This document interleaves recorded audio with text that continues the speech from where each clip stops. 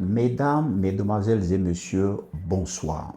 Ce soir, je veux qu'on parle d'une révélation qui mérite qu'on s'arrête 2 secondes. Parce que derrière les bruits médiatiques, il y a quelque chose de beaucoup plus stratégique. Des données officielles révèlent que plus de 50 000 soldats iraniens ont double nationalité. Mesdames, Mesdemoiselles et Messieurs, je vous invite à vous abonner massivement sur ma chaîne, à partager et à commenter. Je vous invite à liker pour nous donner plus de pulsion, plus de force.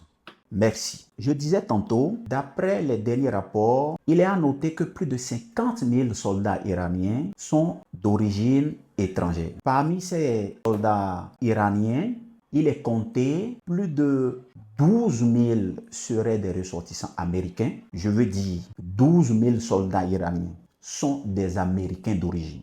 Et donc, ils ont la nationalité américaine et en même temps la nationalité iranienne. Un peu plus loin, nous avons plus de 6 000 Français qui se trouvent dans l'armée israélienne. Et plusieurs milliers viendraient d'autres pays européens, à savoir l'Allemagne, la Pologne, la Roumanie. Alors, la question qu'il faut se poser est, quand on parle de l'armée de l'Israël, parlons-on d'une armée strictement nationale? Pour moi, là se situe la grande interrogation. Ou bien, on est en train de parler d'une armée profondément connectée à des puissances étrangères. On va aller plus en profondeur. Une armée, normalement, c'est l'expression de la souveraineté, n'est-ce pas? C'est l'outil de défense d'un État. Mais quand une proportion importante de ces soldats possède une double nationalité, ça change la lecture géopolitique. Je ne parle pas de complot, je parle de structure, je parle de l'ossature de l'armée. Et une armée doit respecter un certain nombre d'exigences. Et dans le cas typique, je parle de rapport de force. Le Moyen-Orient est une région stratégique. Énergie, route commerciale, influence régionale, alliance militaire. Et quand des milliers de citoyens de grandes puissances occidentales servent dans une armée engagée dans un conflit régional majeur, on ne peut pas faire comme si ce n'était qu'un détail. Maintenant, je vais vous poser une vraie question. Si un soldat binational participe à une opération controversée, qui est responsable? L'État où il sert, son pays d'origine ou les deux? La question reste posée. Je vous attends en commentaire. Répondez-moi. Le droit international ne fonctionne pas dans le flou. Il fonctionne sur la responsabilité. Et là, on entre dans une zone grise. En géopolitique, on l'appelle zone grise. C'est ici que l'analyse anti-impérialiste prend tout son sens. Ce qu'il faut retenir est que l'État israélien est un État qui a été fabriqué de toutes pièces et de même que son armée, pour protéger les intérêts occidentaux. Quand vous prenez l'armée israélienne, ce n'est composé que des forces de l'OTAN. Et donc, retenez que l'Israël n'a jamais existé. C'est un État que les grandes puissances ont décidé de créer pour juste protéger leurs intérêts. Vous comprenez? Et donc, c'est un média britannique qui a fait sortir cette révélation. C'est un État britannique qui nous a permis d'être informés de ce qui se passe réellement, de comment est constitué l'État israélien. Et donc, vous voyez, l'intérêt américain, c'est normal que quand il y a conflit, quand l'Israël est en conflit avec un pays voisin, que l'OTAN intervienne. C'est normal. Vous comprenez que l'intervention des États-Unis, l'intervention de la France, l'intervention de l'OTAN en général dans des pays comme l'Iran, c'est une évidence. Vous comprenez? Et donc, du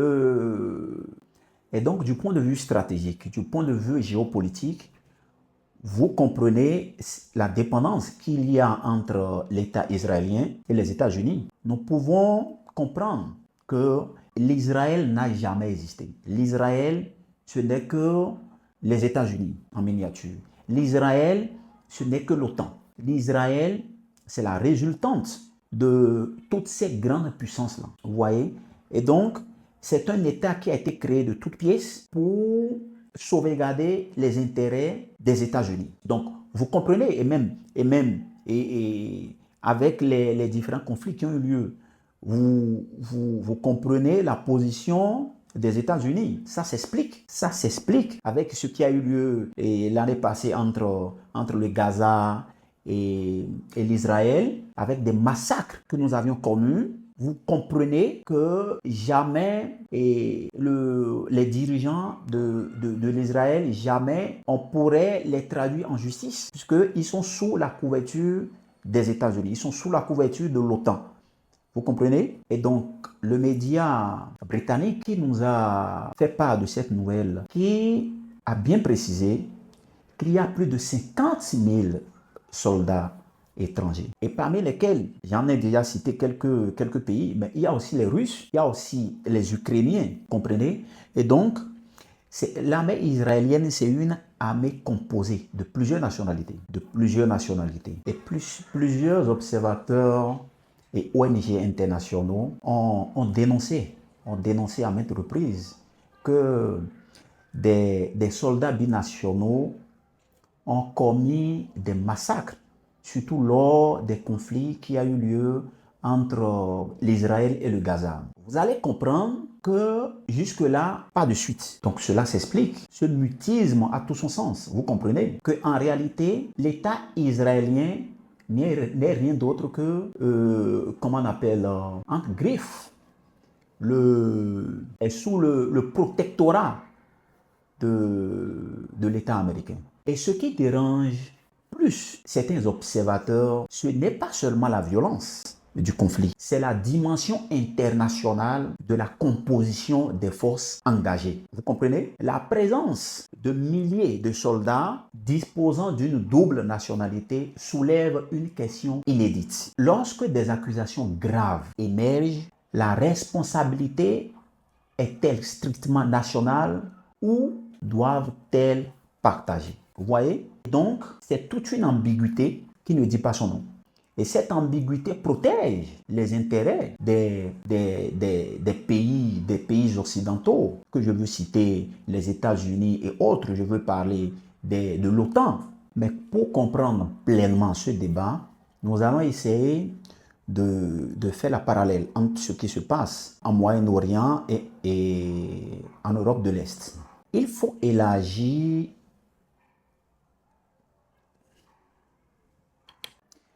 Mais pour comprendre pleinement ce débat, nous allons essayer de créer la parallèle entre ce qui se passe en Moyen-Orient et en Europe de l'Est. Ici, nous allons observer que ce n'est pas un phénomène isolé, ce qui se passe. Ce qui se passe n'est pas du tout un phénomène isolé. Regardons un instant ce qui se passe en Europe de l'Est. La Russie est engagée dans un conflit prolongé face à l'Ukraine. Nous le savons tous depuis plusieurs années. Dans ce conflit, nous constatons le soutien indirect de l'OTAN. L'OTAN appuie l'Ukraine. C'est-à-dire, il y a deux puissances. Il y a deux puissances, c'est-à-dire, il y a deux pays qui sont en conflit, la Russie et l'Ukraine. Qu'est-ce que l'OTAN a fait? L'OTAN, indirectement, appuie l'Ukraine pour pouvoir bien avoir le contrôle sur la guerre. Et donc, qu'est-ce que je veux dire? Ce conflit a mis en lumière une réalité essentielle. La guerre moderne dépasse les frontières. Une puissance militaire majeure dotée d'une capacité nucléaire stratégique et d'une industrie de défense autonome évolue dans une logique de confrontation avec un bloc occidental élargi. de l'autre côté, en Moyen-Orient, on est en train de bien faire la parallèle. De l'autre côté, en Moyen-Orient, l'Israël agit agit dans un environnement régional instable, mais avec des alliances solides et structurées. Dans les deux cas, nous avons une chose. Les conflits actuels ne sont plus strictement nationaux. Ils sont intégrés dans des architectures d'alliance. Vous voyez? Mais la différence entre l'Ukraine et l'Israël est que l'Israël est un État composé. En réalité, l'Israël n'a jamais existé. Vous comprenez? L'Israël, c'est un État qu'on a créé juste pour sauvegarder, pour protéger un intérêt donné. Ils sont influencés par des intérêts stratégiques globaux.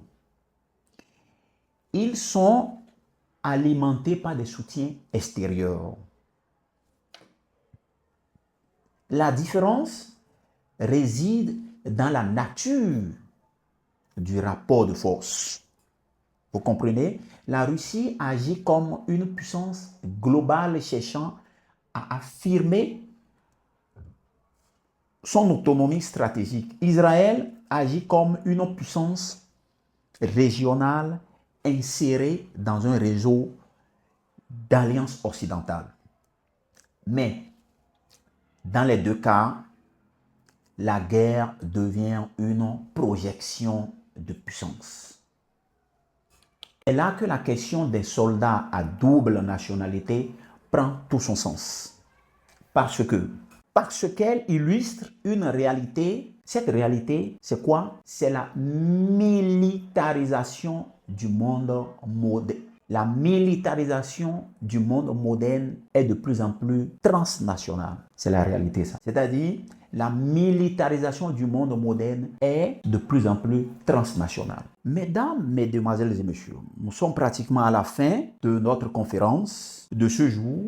Le débat, ce qu'il faut retenir, le débat ne porte pas seulement sur un théâtre d'opérations précis. Il porte sur l'évolution du système multipolarité. Aujourd'hui, vous allez constater qu'il y a des blocs stratégiques qui se forment. Et tout ça, c'est lié à quoi? C'est lié à l'intérêt. Vous allez voir des alliances militaires qui se font et qui se défont. Tout ça, c'est lié à quoi? C'est toujours lié à l'intérêt. Vous allez voir aussi, il y a des pressions diplomatiques. Vous allez voir des guerres informationnelles. Tout ça, intérêt politique. Vous comprenez? Et c'est d'ailleurs ce qui se passe même au Venezuela. Si nous voulons comprendre ces conflits, il faut dépasser l'émotion.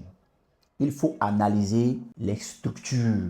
Il faut observer les rapports de force. C'est très important parce que derrière chaque armée, il y a un réseau d'intérêts. Et derrière chaque conflit, il y a un équilibre mondial en transformation. Merci de votre attention et je vous demande d'appuyer cette chaîne. Je vous demande de liker, je vous demande de partager, je vous demande de vous abonner massivement. Merci. Le Moyen-Orient est une région stratégique. Énergie, routes commerciales, influence régionale, alliance militaire. Et quand des milliers de citoyens de grandes puissances occidentales que je veux nommer les États-Unis, le Canada et les Royaumes-Unis, la France, la Belgique, l'Allemagne servent dans une armée engagée dans un conflit régional majeur, on ne peut pas faire comme si ce n'était qu'un détail.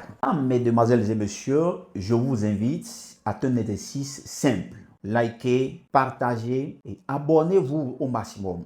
C'est une chaîne qui a besoin de votre soutien.